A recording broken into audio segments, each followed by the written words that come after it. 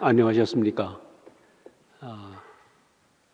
4월 3일 날 귀국해서 정부에서 하는 대로 2주간 격리했다가 그동안 푹 쉬고 여러분 건강한 모습으로 뵙게 돼서 너무 감사하고 정말 유례가 없는 어려운 일들이 닥쳐가지고 모두들 힘들고 어려운 그런 시기라고 생각합니다. 그래서 오늘 그동안에 또 미국에 있으면서 또 한국에 와서 이 코로나로 인해서 일어난 여러 가지 일들을 보면서 최근에 교제했던 교제 중에서 생각나는 부분이 있어서 오늘 같이 이렇게 교통하려고 이렇게 생각을 하고 있습니다. 먼저 본문 말씀을 읽겠습니다. 마태복음 28장 16절에서 20절 말씀이 되겠습니다. 11 제자가 갈릴리에 가서 예수께서 지시하신 산에 이르러 예수를 배웁고 경배하나 아직도 의심하는 사람들이 있더라. 예수께서 나와 말씀하여 이르시되 하늘과 땅의 모든 권세를 내게 주셨으니 그러므로 너희는 가서 모든 민족으로 제자로 삼아 아버지와 아들과 성령의 이름으로 세례를 베풀고 내가 너희에게 분부한 모든 것을 가르쳐 지키게 하라. 볼지어다 내가 세상 끝날까지 너희와 항상 함께 있으리라 하시니라.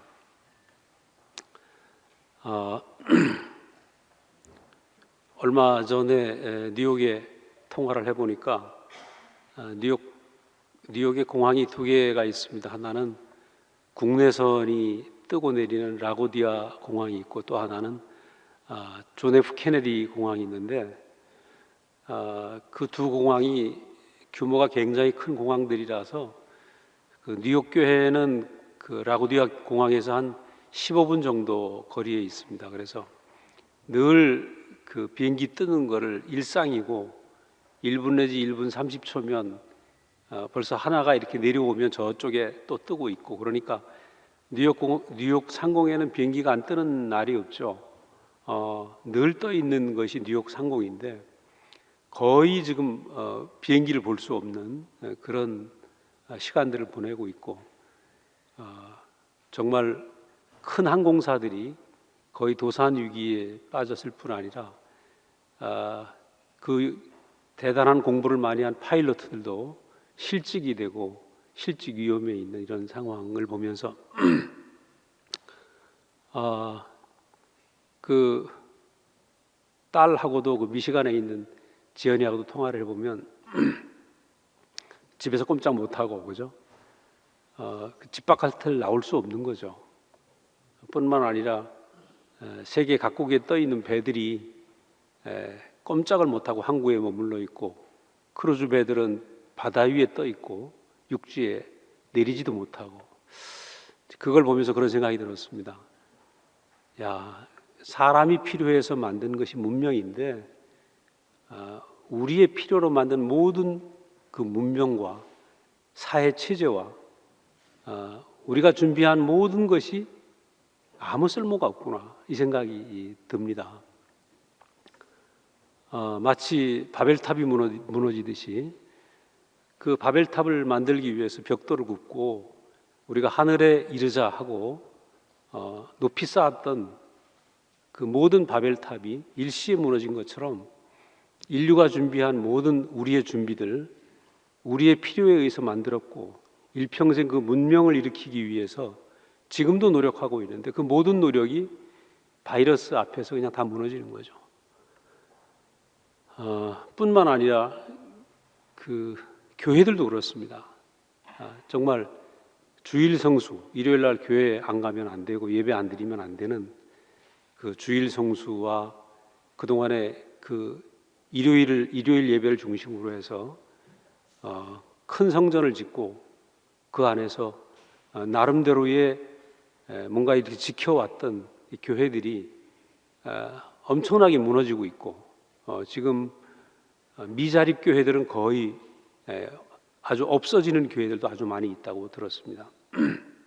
그래서 저는 그런 생각이 들더라고요. 야, 우리가 준비하고 우리가 필요로 하는 모든 것들이 다 무너지는데, 그럼 앞으로 사람은 뭘 할 것인가? 사람은 뭘 해야 되는가? 그것이 큰 화두 아닌가 이 생각이 들고, 실제적으로 컴퓨터가 나오고 인공지능이 나오고 로봇가 나오면서 사람이 할 일이 다 없어졌습니다. 커피 가게에도 로봇가 커피를 내려주는데 훨씬 맛이 있습니다. 그리고 사람은 뭘 해야 되는가? 그래서 이 코로나와 더불어 오늘 우리가 부딪히고 있는 이 시대 속에서 도대체 우리는 뭘 해야 되고, 사람은 어떤 의미로 이 땅에 존재해야 되는가, 이런 부분들이 생각이 나서 참 오늘 이 시대에 우리에게 오신 이 그리스도, 우리에게 오신 이 복음이 얼마나 놀라운 복음인가를 다시 한번 생각하는 시간이 되었습니다. 오늘 이 본문 말씀은 지금 예수님이 안식 후 첫날 새벽에 부활하셔서 막달라 마리아와 그 가난한 여자, 또 다른 마리아와 몇 명의 여인들이 무덤에, 그 예수님 무덤이라도 한번 보려고 갔는데, 그때 무덤 문이 열리고 천사들이 나타나서 이 여인들에게 얘기를 하는 겁니다. 너희가 찾는 예수님이 부활하셨고, 너희들은 지금 가서 제자들에게 갈릴리로 가라, 그렇게 말씀하셨어요. 그리고 났는데 이 여자들이 이제 놀래서 산을 내려오고 있는 중에 예수님이 직접 나타나셔서 또 말씀하시는 겁니다. 오늘 읽은 본문이 바로 그 대목이죠. 11 제자가 갈릴리에 가서 예수께서 지시하신 산에 이르러, 이제 이런 대목인데, 예수님으로부터 그 갈릴리로 가라는, 제자들에게 갈릴리로 모이라는 이 말씀을 듣는 이 대목을 저는 생각을 하면서, 왜 예수님은 갈릴리로 모이라고 했는가? 결국은 부활하신 예수님은 그 예루살렘을 떠날 수밖에 없었다는 것입니다. 왜냐하면 예루살렘은 유대인이 만들어 놓은 최고의 자랑이었고, 예루살렘엔 모든 것이 다 있었습니다. 자기들의 종교적인 모든 상징이 다 있었고, 그 자기들의 그 유대인들의 그 유명한 지도자들과 자기들이 존경하는 제사장들과 자기들의 문화와 자기들의 전통과 역사가 거기 다 있었고, 물론 이 예루살렘 성은 헤로드 왕이 10몇 년에 걸쳐서 지은 성이어서 자기들의 자부심이었죠. 왜냐하면 몇백 년 만에 그 수르바벨이라는 사람이 만든 이 성전이 허물어지고 흔적밖에 안 남은 것을 헤로드 왕이 다시 증축을 한 것입니다. 그래서 지은 지가 이제 한 10년도 안 되는 새 성소였고, 그죠?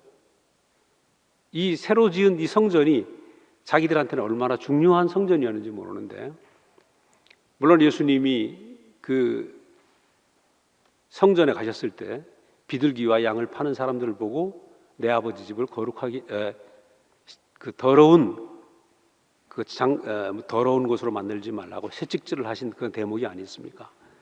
그리고 돌에 돌 하나도 남기지 않고 다 무너질 것이다, 그렇게 예언을 하셨는데, 이 대목을 보면 사실은 예수님 눈에는 그 자기들이 자랑하고 있는 예루살렘 성전이 참 성전이 아닌 것을 이미 알고 계셨던 것이죠. 왜냐하면 그 성전의 내용을 보면 누가 지은 거냐? 아까 말씀드린 것처럼 헤로드 왕이 지었는데, 이 헤로드 왕은 원래 유태인이 아니고 그 에돔 사람, 거의 이방인의 피가 흐르는 그런 이방 사람이었던 것입니다. 그런데 이 사람이 로마의 원로원으로부터 왕의 칭호를 얻어서 부임을 했는데, 자기의 정치적인 기반이 약하니까 유대인들에게 정말 환심을 사기 위해서 만든 성전이라는 것이죠. 그러니까 하나님의 집을 자기가 짓겠다는 마음이 아니라 자기의 목적과 자기의 생각이 있어서 자기의 필요 때문에 성전을 만든 것이죠. 그러니까 예수님 눈에는 이미 하나님의 영원한 목적은 돌로 지은 성전이 아니라 사람 안에서 하나님이 표현되고 사람 안에서 안식하시고 사람 안에서 나타나는 것이 하나님의 목적이었는데, 그것은 돌로 지은 성전은 참 성전이 아니었던 거죠. 그래서 무너질 거라고 말씀하셨고, 사실은 예수님의 예언처럼 70년도에 AD 70년도에 타이투스 장군이 와서 그 성전을 다 허물어 버린 것이죠. 돌에 돌 하나도 남기지 않고 다 허물었던 거죠. 저는 이 대목을 보면서 부활하신 예수님은 그 성전에 머무를 수도 없고 그 예루살렘 안에 있을 곳도 없는 분 아니겠습니까? 그래서 결국은 당신이 가실 곳이 어딘가, 갈릴리의 그 어떤 산에, 아마 제가 생각할 때 갈릴리의 그 어떤 산은 제자들하고 자주 갔던 한적한 산, 사람들의 눈에 띄지 않는 조용하게 그 예수와 제자들이 만날 수 있는 그런 장소였던 것 같아요. 그래서 저는 이 대목을 보면서 이것이 얼마나 그 예수님이 가야 될 길이 어떤 길인가를 분명히 보여주고 있는 장면이라고 생각이 되거든요. 왜냐하면 예수님이 계신 곳은 어떤 것이냐, 손으로 짓지 아니한 성이라는 거죠. 하나님이 만드신 그 인생의 자리. 우리는 십자가를 보면서 예수님의 십자가 안에서 우리는 어떤 장면을 봅니까? 사람들이 기대하고 사람들이 만들어 놓고 사람들 속에 있는 모든 기대가 다 무너진 것이 십자가 아닙니까?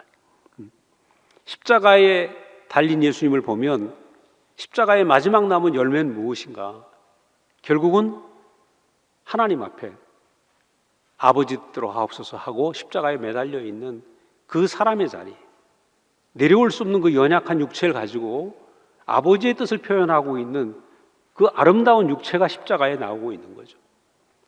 그래서 십자가의 결론은 무엇인가? 하나님 앞에 순종한 육체가 그 앞에 전시되고 있는 이 모습을 보면 예수님의 전 일생에서 참 열매가 지금 전시되고 있는 것이죠. 사람들은 예수님이 기적을 베풀고 수많은 이적을 베풀었을 때 많은 사람들이 따라왔어요. 그들이 가지고 있는 기대가 있었고 그들이 꿈꾸던 그런 꿈들이 있었는데, 예수님의 십자가 앞에서 모두 다 무너지고 남은 것은 무엇입니까? 하나님을 표현하는, 하나님의 뜻을 따르는, 순종하는 한 육체. 이것이 예수님의 전 인생의 결론이었고 하나님이 보여주고 싶어 하는 참 사람의 모습이었던 거죠. 그러니까 손으로 지은 예루살렘에 계실 수 없었던 거죠. 그래서 어쩌면 지금 예수님은 제자들에게 갈릴리로 가자, 그리고 그곳에서 만나자, 그 산에서 만나자. 갈릴리라는 곳은 어떤 것이냐? 이 북쪽에 있는 주로 이방 땅이라고 할 수 있습니다. 납달리나 스불론 지파, 아셀 지파가 사는 그런 땅인데, 이들의 문제가 그 땅에 있는 원주민들을 쫓아내지를 못해 갖고 그 원주민들과 혼합된 족속들이 많이 살고 있었어요. 사실은 어떻게 보면 버림받은 땅이죠. 그리고 누구도 유대인들에게는 별로 그렇게 볼만한 것이 없는 그런 땅이었던 것입니다. 그런데 이 볼품없고 누구도 인정해 주지 않는 이 조용한 곳에 예수님과 제자들이 그 산에서 만난 것이죠. 저는 이 대목을 보면서 결국 예수님과 제자들이 지금 어디로 가는가에, 사람이 만들지 아니한, 사람이 계획하지 아니한, 하나님이 온전히 이끌고 가시는, 하나님이 하신 것만 남아있는 그 땅에서, 그죠? 그 별 볼 일 없는 그 땅에서 예수님은 제자들과 그 깊은 만남을 지금 하기 위한 그런 예수님의 마음이 아니었나, 이렇게 생각이 되더라고요. 아까 말씀드린 것처럼 우리는 그 예루살렘이 무너지는 것, 예루살렘을 버리고 갈릴리로 가는 예수님의 행보를 보면서 사람은 선악과를 먹고 나서 보다 더 지혜로운 존재가 되고 보다 아름다운 존재가 되고 보다 뭔가 더 나은 존재가 되기 위해서 끊임없이 뭔가 해야 되는 존재가 됐다는 것입니다. 그래서 어떻게 하면 이대로는 안 되니까 뭔가 좀 더 해야 되지 않나. 그래서 예수를 믿어도 남보다 더 큰 믿음을 가져야 되고 공부를 해도 더 잘해야 되고 돈을 벌어도 더 많이 벌어야 되고, 그죠?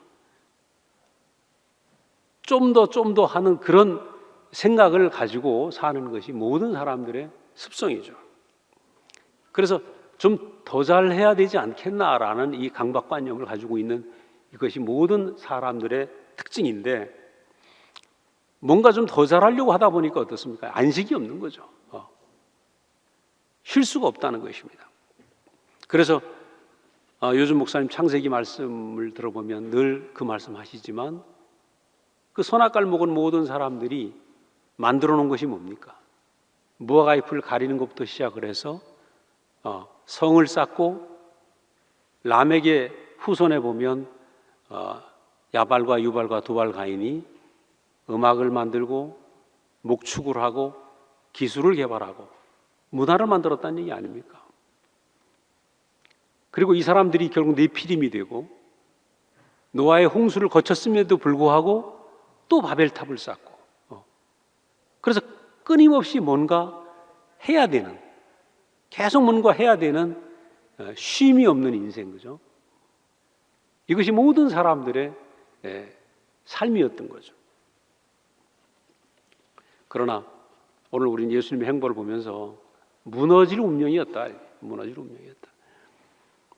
이번에 그 LA 교회를 들렸다가 LA의 유명한 크리스탈 처치라고 있습니다. 로버트 슐러 목사님이 지은 교회인데, 이 교회가 몇 년 전에 이 교회는 굉장히 역사가 아주 깊은 교회고, 가보니까 그 아름답기가 말이죠, 이게 얼마나 아름다운지 몰라요. 기가 막히게 아름다운 그 벽 전체를 유리로 만든 그런 아름다운 교회인데, 이 슐러 목사님 돌아가시고 나서 교회 안에 싸움이 생겨서 유지가 안 돼가지고 이 교회가 카톨릭으로 넘어갔어요. 그래서 말하자면 이제 기념교회처럼 막 그렇게 되어버린 거죠. 그러니까 저는 그걸 보면서, 야, 아무리 사람이 뭘 만들고 계획하고 한다고 하더라도 이게 참 영원한 것이 될 수 없구나. 그것이 보이더라고요. 그래서 우리가 만든 것들, 사람들은 누구나 나는 뭔가 좀 돼야 되겠다, 어떤 존재가 돼야 되겠다, 뭘 좀 더 가져야 되겠다, 그 뭐 끊임없이 우리가 뭔가 하려고 하는데, 뭔가 하려고 하는 내 속에 있는 내가 이루려고 하는 어떤 꿈, 그죠? 이게 사람이 만들려고, 사람이 꿈꾸고 있는 이 꿈, 이것이 뭐냐? 내가 만든 형상 아니겠습니까? 그죠? 내가 만든 우상 아니겠어요? 네. 저도 목사님 만나고 나서 40여 년 전에 목사님을 따라왔지만 항상 제 안에 어떤 존재가 되려고 하는 제 꿈이 있었던 거죠. 그래서 내가 뭔가 좀 돼야 되겠다. 물론 목사님 말씀을 듣고 너무 좋아서 이것도 포기하고 저것도 포기하고 내려왔지만 제 안에 내가 꾸는 꿈이 있었다는 거죠. 근데 지금 와서 보니까 하나님은 내 꿈을 이루시는 것이 아니라 당신 꿈을 내게서 이루시더라는 거죠. 그래서 야, 인생에서 많은 사람들이 내가 만든 형상을 이루려고 애를 쓰고 있는데, 내가 만든 우상을 이루려고 애쓰고 있는데, 하나님이 하시는 일은 뭐냐? 내가 만든 걸 이루어 주시는 것이 아니라 당신이 만든 것을 만들어가고 계신 거죠. 그래서 우리 인생에서 내가 만든 것을 내가 완성하고 성공시키고 하려고 하면 인생은 결국 허무한 거죠. 하나님이 만드시려고 하는 것, 우리 인생에서 하나님이 이루시려고 하는 것을 우리가 이루시옵소서 한다면 인생은 그때부터 안식 아니겠어요? 그래서 전 인생을 놓고 보면, 우리의 삶을 이렇게 생각해 보면 내 것이 이루어지는 것이 아니라 하나님 것이 우리 안에서 이루어진다, 이렇게 보여지더라고요. 아브라함의 일생을 우리가 놓고 봐도 안 그렇습니까? 아브라함의 전 일생을 놓고 보면 아브라함이 갈대아 우르에서 내가 내게 지시한 땅으로 가라 라는 말씀에 이끌려서 그 땅을 떠나게 되었습니다. 말씀 하나에 이끌려서 떠나게 됐는데, 그 아브라함의 전 일생을 놓고 보면 100세가 될 때까지 하나님의 뜻이 이루어진 것밖에 없는 거죠. 하나님이 하시려고 하는 것, 하나님의 하심만 이루어졌다. 우리는 믿음의 조상이라고 생각을 하지만 아브라함의 과정을 보면 아브라함도 어떻게 보면 되게 질긴 분 같아요. 그죠? 너무너무 질긴 거죠. 그래서 하나님 말씀에 이끌려 왔지만 끝까지 자기 안에 자기가 생각하는 자기 형상이 있었던 것입니다. 그래서 처음에는 하나님이 내 자손을 하늘의 별처럼 바다의 모래처럼 번성케 하겠다는 말씀을 듣고 이 말씀을 이루기 위해서 기다리다가 그 말씀을 하니까 제게는 제가 길리운 엘리에셀이라는 신실한 종이 있습니다. 그렇게 얘기 안 합니까? 하나님이 아니다, 너에게서 난 자라야 내 씨라 칭할 것이다, 이렇게 말씀하십니다. 그럼 엘리에셀은 아브라함이 키운 자기의 형상이었죠. 자, 하나님이 안 된다고 하니까 또 기다리다가 이번에는 하갈을 취해서 이스마엘을 낳게 된 것입니다. 천신만고 끝에 난 이스마엘이라는 이 자식은, 이 아들은 아브라함의 자랑 아니었겠어요? 하나님의 뜻을 이룰 수 있는, 자기 자신의 자기의 어떤 하나님을 위해서 하는 자기의 포부를 이룰 수 있는 아주 중요한 열매가 이스마엘이었던 거죠. 자기의 형상이었던 거죠. 근데 하나님은 이 이스마엘도 아니다, 사라에게서 난 자라야 내 씨라 칭할 것이다. 그래서 결국은 이삭을 낳게 된다는 것입니다.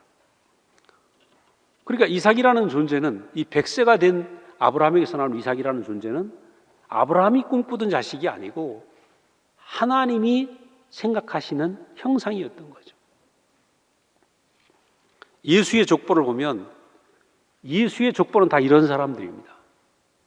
마태복음의 1장에 보면 아브라함과 다윗의 자손 예수 그리스도의 세계라.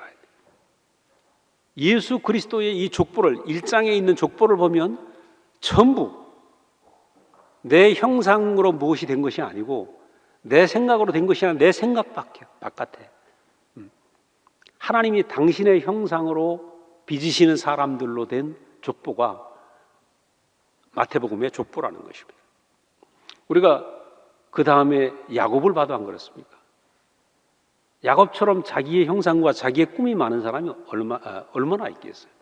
아주 집요하고 태어날 때부터 형 에서의 뒤꿈치를 잡고 나온 사람이니까 그 사람은 자기의 생각한 것을 죽어도 놓지 못하는 그런 사람들이었죠. 그런데 하나님은 그 야곱을 이용해서 자기가 사랑하는 라헬을 얻기 위해서 14년 동안 삼촌 라반 집에서 종노릇을 하면서 12명의 아들을 낳게 되는 거죠.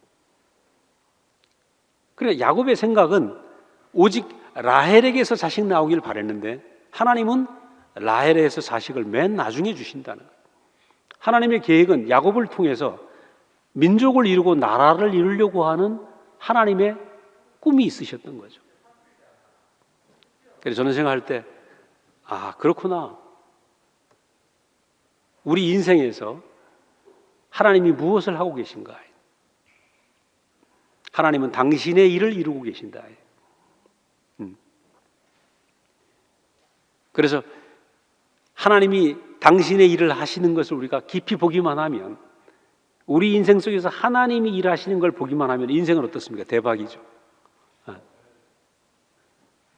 그래서 교회 생활하면서도 이 교회 안에서 내가 어떻게 돼야 되고 내가 어떻게 편해야 되고 이렇게 되었으면 좋겠고 하면 인생은 불편합니다. 근데 하나님이 하시는 것을 지켜보기 시작하면 인생은 쉽다는 거죠. 그래서 저는 지난 몇 주간 동안 이렇게 교제를 하면서 복음이 무엇인가? 어려운 게 아니고 복음은 우리 인생에서 하나님 하시는 것을 지켜보는 눈이 생기면 복음입니다. 내가 무엇을 하고 내가 무엇이 되는 것이 복음이 아니라 우리 하나님은 지금 내 인생 속에서 무엇을 하고 계신가? 하나님이 내 인생에서 이루시는 것, 하나님이 하시는 것이 보이면 쉬운 거 아니겠어요? 저는 이걸 몰라가지고 늘 제가 뭘 하려고 했던 거죠. 그런데 하나님이 졸지도 않고 주무시지도 않고 하나님 일을 하신 것입니다. 그래서 우리 인생 속에서 지금도 저는 그런 생각이 들더라고요. 코로나건 바이러스건 무슨 일이 일어나도 하나님은 당신의 일을 하신다. 졸지도 않고 쉬지도 않고 하나님은 당신의 일을 하신다. 이것을 통해서 놀라운 일을 하실 것입니다. 아까 말씀드린 것처럼 모든 게 다 무너지고 있고 사람이 뭘 해야 될지 모르는 이때에 하나님은 당신의 일을 하고 계신다. 그 일이 무엇입니까? 사람 만드는 일이죠. 태초에 아담을 흙으로 지으신 것처럼 사람 만드는 일을 지금도 하고 계신다. 그 사람은 뭐냐? 하나님을 나타내는 참 하나님의 형상의 사람, 그죠? 하나님을 표현하는 그 사람을 만드는 일을 지금도 하고 있대. 그럼 우리 인생에서 지금 하나님이 뭘 하시는가? 지금도 하나님은 빚고 계신다. 우리를 하나님을 표현하는 형상을 우리를 빚고 계신다. 내 인생 속에서 하나님이 그걸 하고 계신다는 생각하니까 얼마나 감사합니까? 이런 일 저런 일을 통해서 다 일을 하고 계신다는 거예요. 그래서 우리는 십자가를 보면 십자가 안에서 많은 사람들이 뛰어내려 봐라. 그런데 내려오지 못하고 죽으신 예수를 보면 그 내려오지 못하고 죽으시는 예수 안에서 사람이 가지고 있는 모든 게 다 무너지고, 그죠? 하나님이 보여주려고 하는 그 사람, 하나님이 빚으시는 그 사람이 아주 역력하게 확실하게 드러나는 것이죠. 하나님이 창세기에서 우리의 형상과 우리의 모양으로 사람을 만들고 그 사람이 십자가 안에서 분명히 나타나고 있는 것입니다.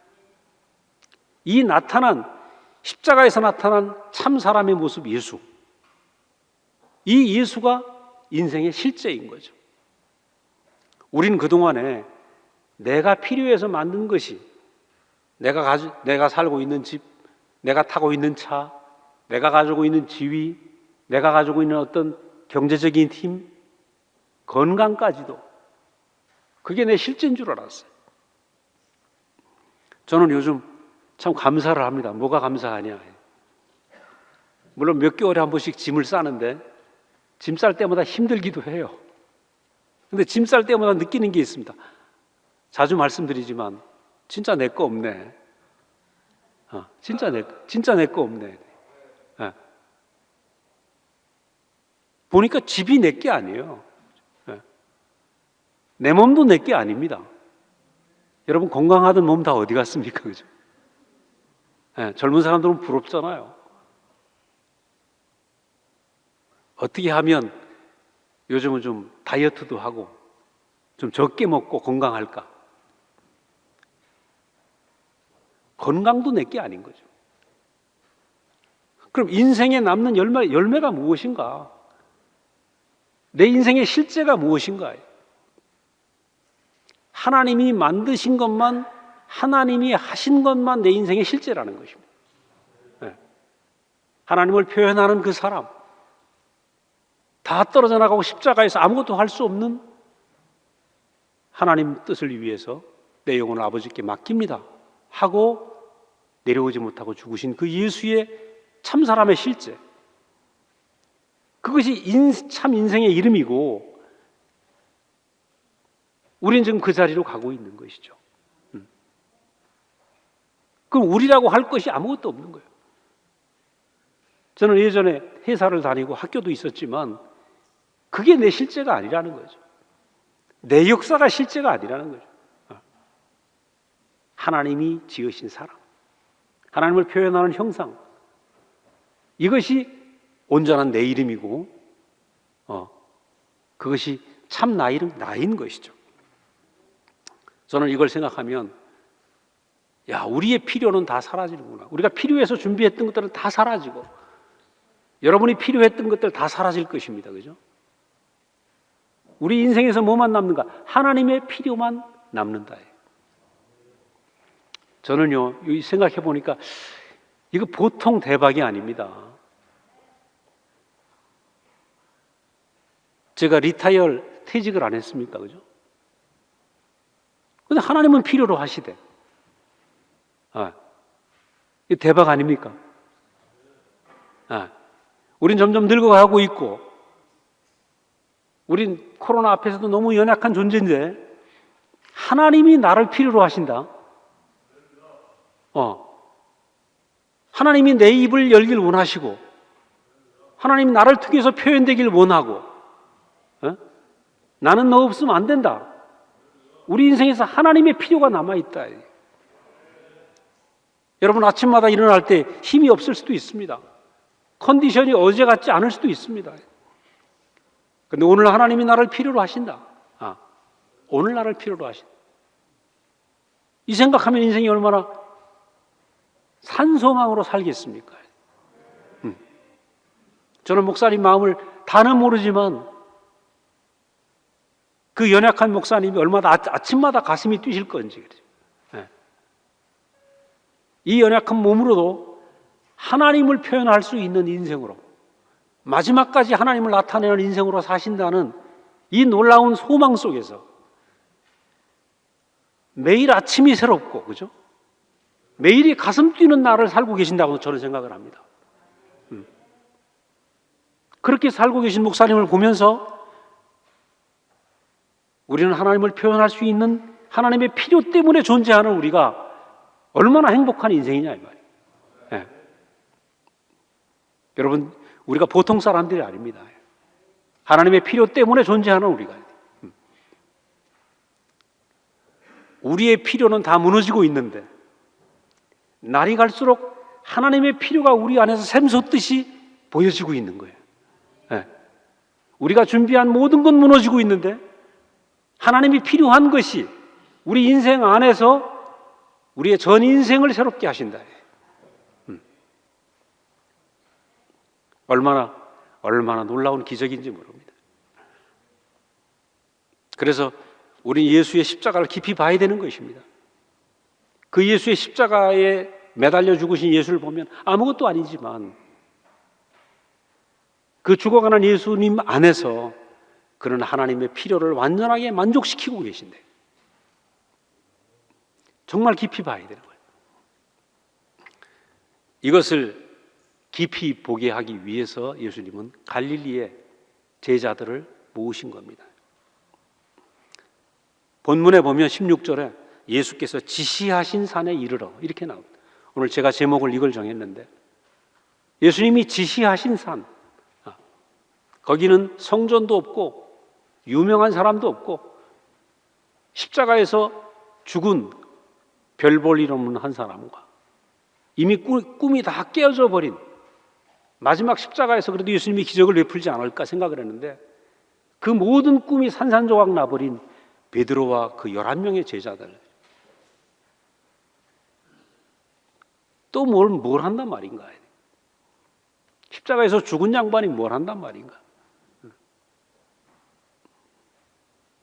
저는 목사님이 작년에 그 아주 십자가의 운명을 그렇게 말씀하실 때 처음엔 잘 못 알아들었어요. 사실은 40년 가까이 목사님의 메시지 내용은 십자가의 운명이었습니다. 근데 왜 작년에 또 더 강력하게 말씀하시는가요? 제가 이 말씀을 이렇게 준비하면서 왜 예수님은 제자들을 갈릴리에 한적한 아무도 모르는 그 작은 산에 또 모으시는가요? 명백하게 당신이 걸어가신 십자가의 운명을 그들에게 보여주기 위해서예요.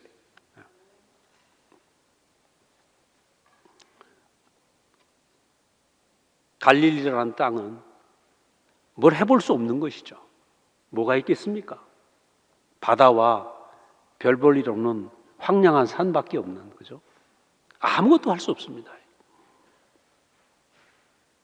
주님은 우리를 글리 몰고 가신다는 거예요. 뭘 도모하는 것이 아니라, 아까 야곱을 얘기를 했지만 야곱은 뭐만 있으면 그거 붙잡고 할 사람이 끝까지. 저도 똑같더라고요. 저도 뭐가 있으면 자꾸 그거 붙잡고 끝까지 해보거든요. 끝까지 가보자. 끝까지 가보자. 어떤 때는 교회를 보면, 야, 이 교회 이래서 되겠나. 그죠? 그 참 주제 파악을 못한 거죠. 어떤 형제 이래서는 되겠나. 이렇게 고칠 게 많아요. 그죠? 내가 고쳐져야 되는데, 내가 끝나야 되는데 고칠 게 많은 거라. 그러니까 하면서도 쉼이 없었죠. 자주 말씀드리지만 우리 자매도 고쳐야 되고 아들도 고쳐야 되고 옆에 있는 형제들도 고쳐야 되고 교회도 이렇게 잘해야 되고 계속 제 속성 안에 뭔가 고치려고 하고 도모하려고 하는 습성이 있는 거예요. 여기 무엇을 도모하고 만들어 볼 수도 없는 땅이다. 이게 제 얘기입니다. 제 얘기. 그리고 교회를 뭔가 아름답게 하고 도모하고 좀 이렇게 정결한 교회가 되고 뭔가 이런 생각들, 그것까지도 하나님은 아니라는 것입니다. 그래서 이 갈릴리라는 땅, 이 아무것도 없는 이 허허벌판 같은 이런 곳에 그 땅은 결국 하나님이 하신 것만 남은 땅이라는, 하나님이 이끄는, 하나님이 목적하는 것만 남은 땅. 저는 예수님이 제자들을 부른 이 장면을 보면서 목사님 지금 우리 앞에서 어느 길로 인도하고 계신가 꼭 이렇더라고요. 내게 있는 무엇으로 도모하고 무엇을 고치고 새롭게 하는 것이 아니라 오로지 하나님 앞에 하나님께 이끌려가는 그 한 사람, 하나님 속으로 들어가는 그 한 사람, 예수의 운명 안에서, 십자가의 운명 안에서 하나님과 하나 된 그 사람, 이거밖에는 없구나.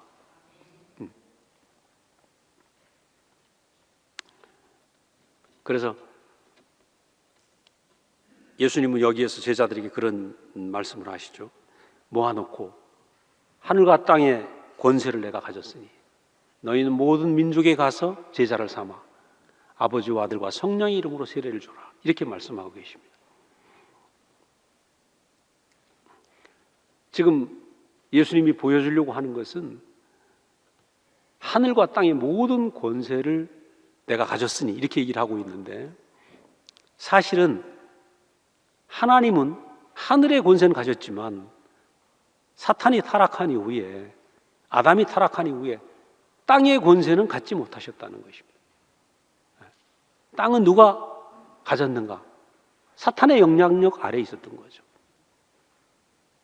그런데 십자가에서 뛰어내려 보라고 하는 조롱 속에서 뛰어내리지 못하고 어찌하여 날 버리십니까? 하는 그 소리를 지르셨지만 결국은 내 영혼을 아버지께 맡깁니다 하고 돌아가시는, 조롱 속에서 그 조롱을 받으면서 뛰어내리지 못하는 연약한 육체, 그죠? 이 연약한 육체를 가지고 완전한 순종을 보이셨다. 순종할 수 있는 육체를 보이신 거죠. 뛰어내리지 못하는 연약한 육체를 가지고 이 연약한 육체야말로 순종할 수 있는 육체다. 순종할 수 있는 육체다.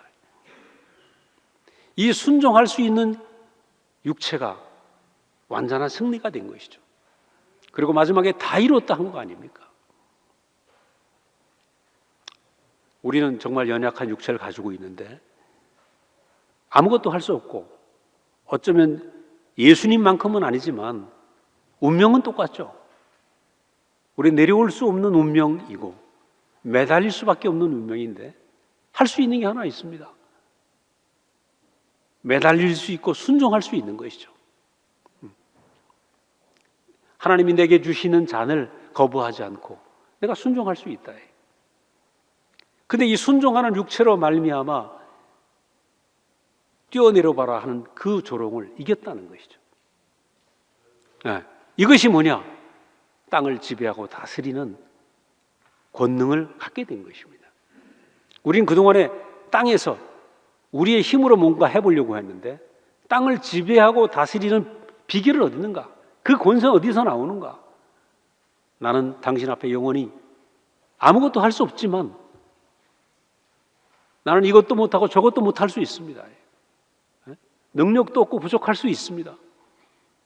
그러나 하나님을 내 작은 입으로 내 가슴으로 하나님을 좋아하고 하나님을 표현할 수 있습니다. 하나님 필요에 아멘 할 수 있습니다. 그건 하잖아요. 네. 이것도 못하고 저것도 못할 수 있어요.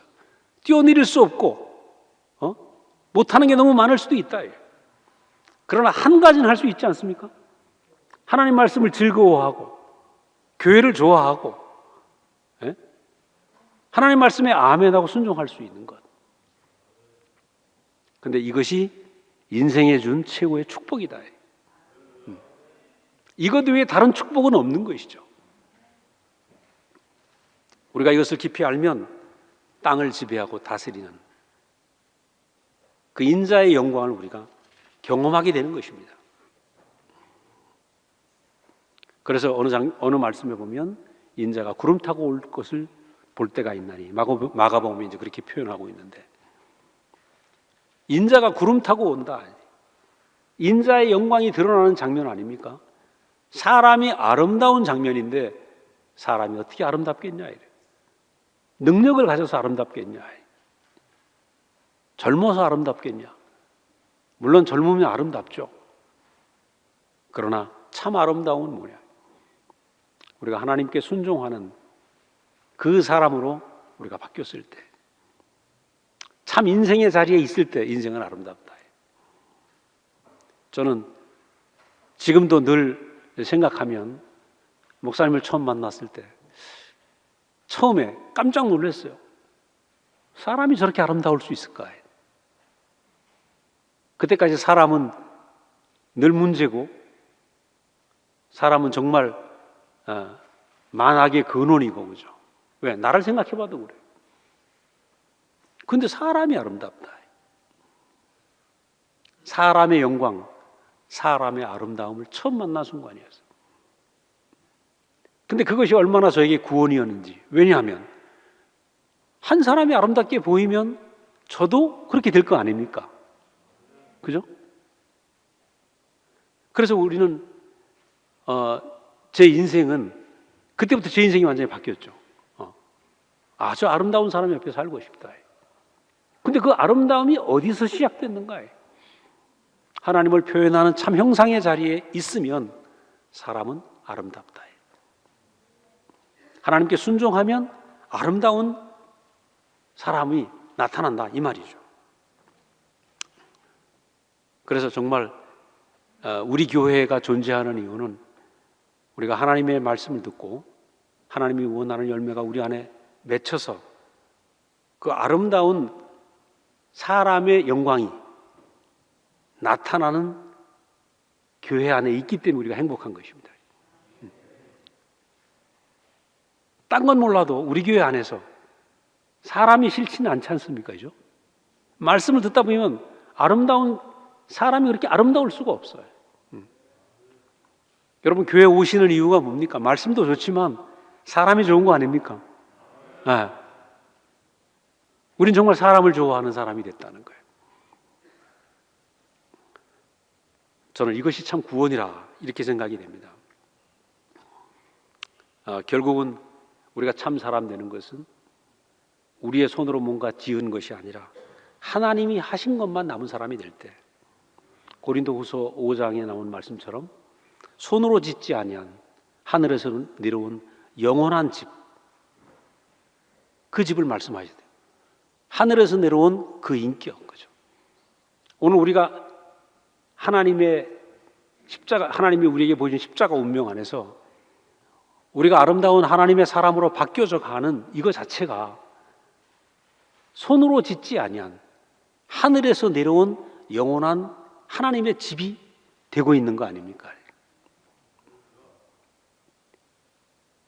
저는 이 말씀을 생각을 해보면 우리 인생 자체가 그거구나. 손으로 지은, 내가 뭔가 만들려고 하는 손으로 지은 내가 아니고, 내가 도모한 내가 아니라 하나님이 지은 나. 어떻게 지었습니까? 말씀으로 지은 나, 그죠? 요즘 우리가 수요일마다 요한복음을 하는데 요한복음 볼 때마다 그래요. 야, 우리는 말씀 들은 것밖에 없는데 새로운 사람이 튀어나왔어. 그죠? 말씀을 들은 것밖에 없는데 내가 모르던 사람이 튀어나왔어요. 그러니까 말씀으로 새롭게 지어진 거죠, 우리가. 말씀으로 지어진 사람. 그리고 저는 우리 자신이 요한복음의 증인이구나, 우리 모두가 요한복음의 증인 아닙니까? 말씀이 육신이 되어 우리 가운데 오사. 말씀이 우리에게 왔는데 우리가 다른 사람이 됐다는 것입니다. 이거보다 놀라운 기적이 어디 있겠어요? 우리가 보통 사람들이 아니죠.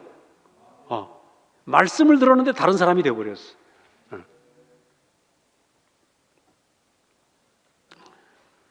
그래서 저는 그런 생각이 들어요. 앞으로 우리의 눈이 바뀌어서 정말 하나님이 하신 것만 보는 눈, 그죠? 형제를 볼 때도 그 형제 안에 하나님이 하신 것만 보면 형제의 이의가 없겠죠. 나를 볼 때도 내 인생에서 하나님이 하신 것, 이것만 보면 된다, 이 말이에요. 우리의 눈이 그렇게 바뀌어버리면 우리 인생이 복되죠.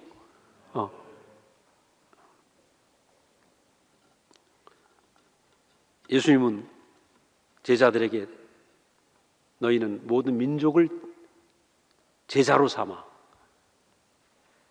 아버지와 아들과 성령 이름으로 세례를 주라고 말씀을 하셨어요. 십자가는 어떤 자리입니까? 모든 것을 하나 되게 하는 자리죠. 십자가에서 하나님은 완전한 하나님이 되셨고 예수님은 완전한 사람이었습니다. 내려올 수 없는 사람이었어요. 근데 그 내려올 수 없는 참 사람의 자리 안에서 하나님이 완전히 나타나셨고, 이 자리에서 하나님과 예수님이 하나 되고 성령이 하나 되고 하나님과 사람이 하나 되고 사람과 사람이 하나 되는 연합의 자리가 나타난 것이죠. 그래서 우리 살면서 가장 요즘 목사님 말씀하시는 중요한 말씀 중에 연합이라는 말씀 많이 하시잖아요. 연합되고 하나 되는 자리는 어딘가? 우리는 예수님의 십자가를 통해서 우리 자신이 죽고 끝나면 하나 되는 거죠. 십자가를 지신 예수님은 그것을 보여주기 위해서, 이 갈릴리에서 모인 이유도 그것을 보여주기 위해서. 그래, 십자가를 바로 보면 내가 죽을 자리다 이렇게 보이는 거 아니겠어요? 내가 죽는 자리로 보이면 보이는 순간 우리 십자가의 운명이 내 운명이 되는 것이죠. 그래서 우리는 예수와 하나 되는 그 십자가의 운명이 내 운명으로 보이면 여기서 우리는 예수와 하나 되고 연합이 된다는 거예요. 예수와 하나 되는 자리, 하나님과 하나 되는 자리, 사람과 하나 되는 자리가 어떤 자리인가? 십자가의 운명인 거죠. 그래서 많은 분들이 예수를 믿으면서 십자가를 오해하고 있다는 거예요. 십자가는 나의 죄를 씻기 위해서 돌아가셨다.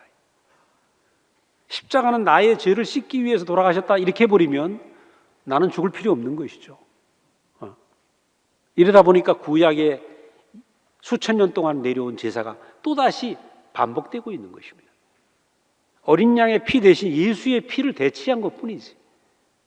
근데 예수의 십자가는 어떤 의미인가? 그 십자가를 보면서 아, 우리 인생이 저렇게 하나님 앞에 드려져야 되는구나. 그것이 내 운명으로 보이게 되면 어떻게 됩니까? 예수의 십자가의 그 운명이 내 운명으로 보여지게 되면 그것이 우리 생명에 새겨지게 된다는 거예요. 생명에 새겨지는 것. 너는 모든 민족으로 제자를 삼아 세례를 주라고 그러는데 어떤 세례입니까?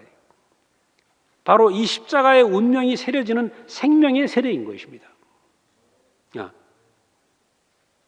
매달려 있는 예수의 운명을 보면서 아, 저것이 예수의 운명이 아니라 내 운명이구나. 모든 사람의 운명이로구나.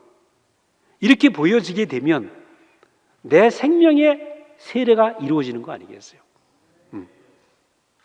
그래서 저는 아, 생명의 세례 속에 우리가 살고 있구나. 지난 40년 동안 우린 이것을 보고 있는 것입니다. 십자가의 운명이 우리 교회 안에서 매일 전시되고 있지 않습니까? 목사님 안에서, 형제들 안에서 십자가의 운명이 전시되고 있는 거예요. 그 십자가의 운명이 보이면, 그 운명이 내 운명으로 보이면 이상하게 내 안에 십자가의 운명이 내 생리가 되고 내 생명이 되어서, 그죠? 내가 그렇게 살 수밖에 없는 거죠. 그래서 십자가의 길이 이젠 어떤 길이 되는가? 아, 내 뜻대로 말고 아버지 뜻대로 하옵소서 하는 것이 내 길이 된다는 거예요. 그래서 십자가의 길이 내게서 분리되지 않는다는 거예요. 왜? 내 길이니까. 저는 우리 교회 목사님과 우리가 살았던 날들이 아, 바로 이 운명을 보여주기 위한 시간들이었구나. 이 생각을 하니까 얼마나 감사한지 몰라요. 네. 이제 십자가의 길은 더 이상 예수님만의 길이 아니고 목사님만의 길이 아니고 우리의 길이다. 우리의 노선이다. 내 길이죠, 내 길. 그건 내 길이니까 이거는 내가 선택의 여지가 없는 것입니다. 사실은 모든 사람의 길인데 모를 뿐이죠. 근데 우리에게 우리의 길이 보여진 것이 얼마나 감사한지. 우리는 지금 십자가의 운명이라는, 그죠? 그 커다란 침례통 속에 들어와 있는 거죠. 커다란 그 엄청난 십자가의 운명이라는 강물 속에 우리가 지금 침례받고 있는 거예요. 그래서 저는 생각할 때 그렇더라고요. 아, 이것을 알고 나니까 너무 쉬워요. 인생이. 그동안에 살았던 게 아까 처음 말씀드린 것처럼 내 뜻대로, 내 생각대로 뭔가 해보려고 했기 때문에 힘들었는데 아, 내 뜻대로 마옵시고 아버지 뜻대로 하옵소서. 이 인생 너무 쉬운 거 아닙니까? 네. 그래서 야, 이 쉬운 길을 보여주시려고 목사님 요즘에 연약한 몸이지만 그렇게 시간만 되면 말씀을 하시는구나.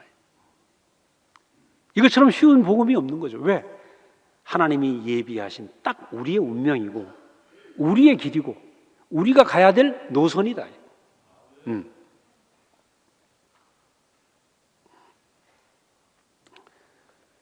그래서 저는 그런 생각이 들더라고요. 아, 하나님 어떻게 하실지 모르지만 이끄시는 대로 가보자.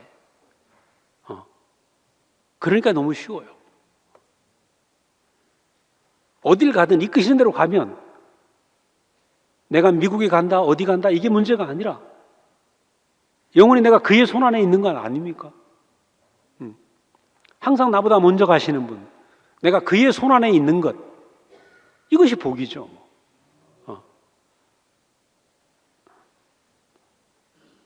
마지막으로 너희에게 분부한 모든 것을 가르쳐 지키게 하라. 당부죠. 그러니까 사실은 제자들에게 하늘과 땅의 모든 권세를 내게 주셨으니 너희가 모든 민족으로 제자를 삼아 아버지와 아들과 성령의 이름으로 세례를 주고, 그러니까 오늘 우리가 그 십자가의 운명이 우리의 생명이 되고 우리의 운명이 되면 다른 사람들에게 우린 그 삶을 보여줄 수밖에 없는 거죠. 여기에 분부한 모든 것을 지키게 하라.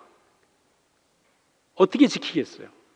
내가 십자가의 운명이 내게 새겨져서 내가 이 운명 안에 살고 이 길을 가는 것이 분부하는 것을 지키는 것이죠.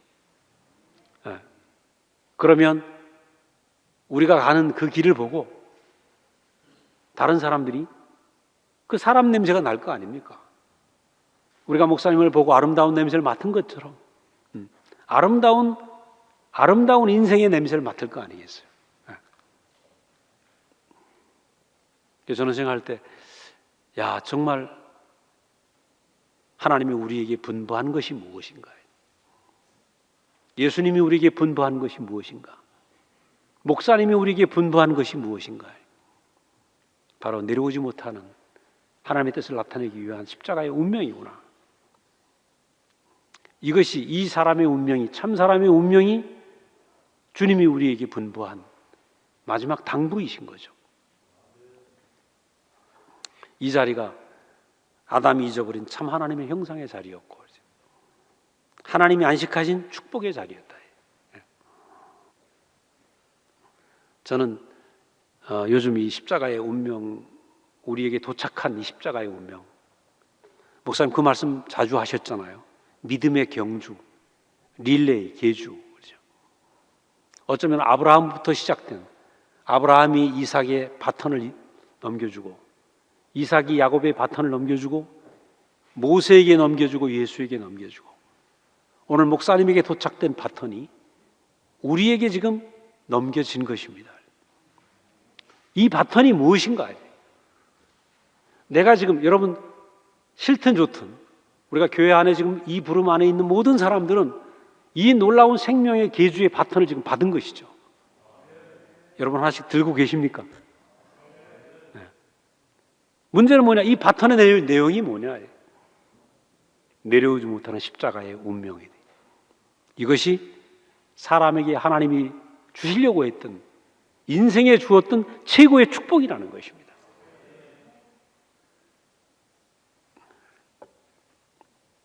그래서 저는 생각할 때, 야, 우리가 어느새 바톤을 받았는데 이제 어떻게 살 것인가요? 어떻게 살아야 되겠습니까? 어떻게 살아야 되겠어요? 달려야죠. 네. 달려야 되죠.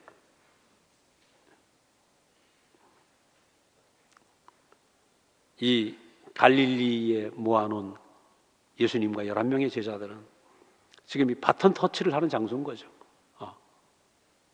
그걸 배턴존이라고 얘기를 하는데, 제가 찾아보니까 배턴존은 달리기 하는데 뭐 20m 안에서 이루어져야 된다 하거든요. 앞뒤로 20m 안에서. 생명의 바톤을 터치하는 장면.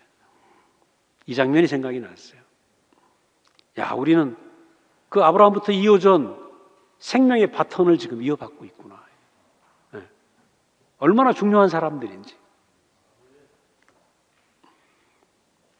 많은 사람들이 그동안 아담이 만들어 놓은 모든 문명이 다 무너지고 있는 이때에 우리는 지금 생명의 바톤 터치를 받고 있는, 누구도 모르는 거죠. 놀라운 비밀한 은혜를 우리가 경험하고 있는 시간이라는 것이죠. 하나님 말씀을 듣고 그 신기한 말씀을 듣고 쫓아온 것밖에 없는데 어느새 우리 앞에 십자가의 운명이 우리에게 새겨졌단 말이에요. 십자가의 운명이 우리 생명에 새겨졌어요. 생명이 새겨진 것이 뭐냐? 내 운명이 된 것이 뭐냐? 이게 바톤 터치가 된 거죠. 네. 십자가의 운명이, 십자가의 생명이 내 생명이 되어버리면 어떻게 됩니까? 모든 게 바뀌지 않습니까? 내 필요를 생각하던 사람이 하나님 필요를 생각하는 사람이 됐고, 내 인생에 하나님이 뭘 필요로 하시는가요? 아, 내 인생에 하나님의 필요가 이루어졌으면 좋겠다. 내가 뭘 하려고 했는데 하나님 하시는 것을 지켜보는 눈이 될 거예요. 나는 늘 뛰어내리려고 했던 사람인데 나는 하나님의 뜻에 의해서 매달려 있는, 교회의 뜻에 의해서 매달려 있는 사람이 어느새 되어가고 있고, 어느새 섬기는 것이 행복하고, 무슨 일이 일어난 것입니까? 생명이 바뀐 것이죠. 저는 이걸 보면서 우리나라 역사가 생각이 났습니다. 고려 시대에 태조 왕건이 고려를 만들고 나서 500년이 갔습니다. 부패하고 타락해서 고려는 무너지고 이시조선이 들어서게 됐습니다. 성씨가 바뀐 거죠. 이걸 역성혁명이라고 그러는데, 우리 안에서, 오늘 우리 교회 안에서 이 일이 일어났구나 해야 돼요. 나는 죽었다 깨도 아담을 떠날 수 없었는데 어떻게 그리스도의 생명이 우리 안에 박혔는지, 그죠? 우리가 성이 바뀌었구나 해야 돼요. 어떻게 해요? 아담에서 뭘로요? 그리스도로 해야 돼요. 야, 이게 역성혁명이네. 우리는 예루살렘을 떠날 수 없었던 사람입니다. 하나님 우리를 예루살렘에서 끄집어내셔서 갈릴리 어떤 산에 모아놓고 무슨 일이 벌어졌습니까? 십자가가 우리의 운명으로 새겨지게 됐다는 것입니다. 할렐루야. 저는 이 생각을 하니까 이거는 고려가 망하고 조선이 선 것보다 더 큰 일인 거예요. 여러분, 코로나를 잘 보면 다 망하고 있습니다. 여러분, 코로나가 한 번 더 온다고 생각해 보십시오. 또 다른 바이러스가 온다고 생각하십시오. 여러분, 얼굴 보기 쉽겠어요? 무슨 일이 일어날지 모릅니다. 우리가 준비한 모든 필요가 다 소용이 없습니다. 우리가 하려고 하는 모든 것들이 다 소용이 없는데, 그런데 아침마다 우리를 깨우시는 분이 있단 말입니다. 나는 내가 필요하다. 우리는 힘이 없고 약하고 능력도 없지만 하나님이 하나님의 필요를 위해서 살 수 있는 연약한 우리가 있다는 것입니다.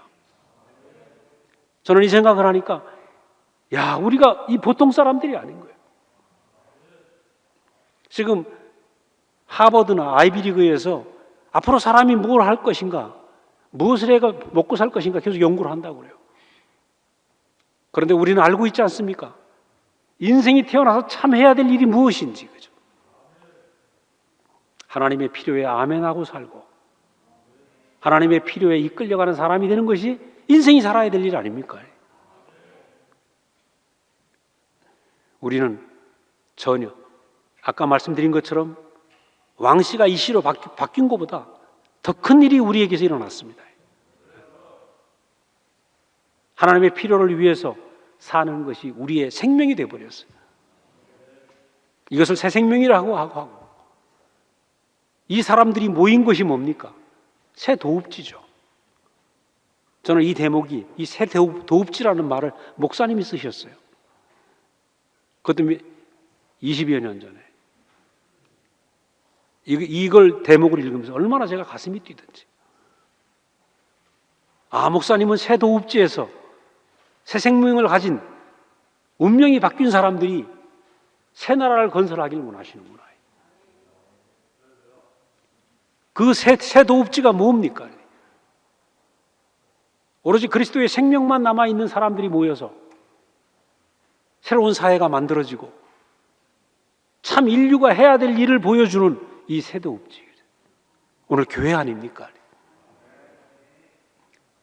저는 이 생각을 하면서 오늘 이 정말 어떻게 보면 엄중한 모든 문명이 무너지고 있는 이 상황에서 앞으로 우리가 아무것도 안 하지만 우리가 살아야 할 일이 무엇인가요? 우리가 숨쉬고 밥 먹어야 될 일이 무엇인가요? 예수께서 보여주신 십자가의 운명을 우리 안에서 더 살아내고, 우리가 하나님의 필요를 매일 아침 하나님의 필요를 위해서 사라지는 인생이 되고, 내 옆에 있는 사람에게 인생의 참 복이 무엇인지를 나타내는 이 영광스러운 신분. 정말 예수님이 꿈꿨고 목사님이 바라시고 하나님이 바라시는 그 놀라운 일이 오늘 우리에게 맡겨진 것 같습니다. 우리의 남은 날이 그렇게 하나님의 필요를 채우는 삶으로 사라지기를 간절히 원합니다. 기도하겠습니다.